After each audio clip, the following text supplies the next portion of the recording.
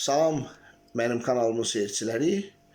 Düşünə bilən intellektual təbəqə, düşünməyi sevən intellektual təbəqə məxsusi olaraq bir əfünəçim üçün həmişə yadıma salır. Xoşbəxtçilik can sağlığı kimidir. İtirməyincə qədrini bilməzsən. Və bu sadəcə sözdür, sitatdır. Hardansa oxumuşam, söylədim. Realda bu mexanizm necə işləyir? Bu sən can sağlığındır, xoşbəxtçilik yox, can sağlığın.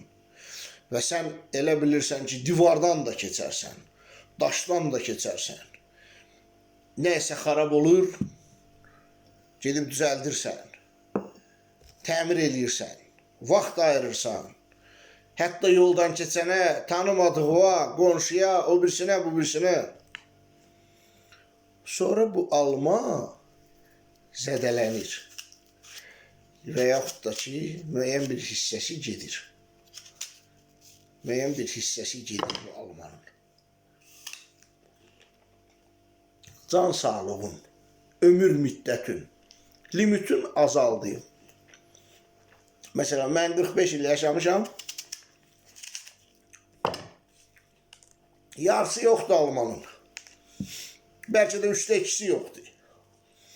Və beyin bunu dərk eləyir. Beyin müqayisə aparatı daxı.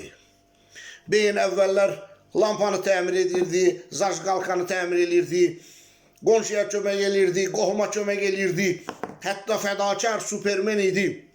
Yoldan keçənə belə kömək eləyərdi. Amma görür ki, müddət azalıb. Beyin bütün orqanizmi bioloji saatı analiz eləyib, başa düşür ki, müddət azalıb. Burada 2 dənə variant var.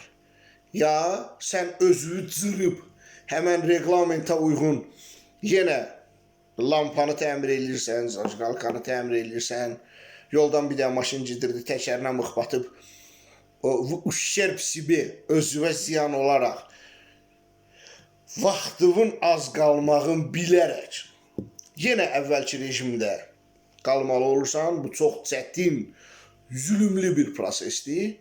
Ya da artıq sənin vecivə deyir ki, lampa xarab olub, cəhənnəmə xarab olub. İmkan düşər, birini də alıb qoyarsan yerinə. Zajqalka xarab olub, tulla, кто же с ним будет связываться, cəhənnəm olsun o yana.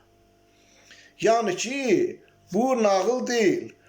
Bu real sənin limitindir. Real limitindir. Gec-tez buna gələcəksən. Gec-tez itirib buna gələcəksən.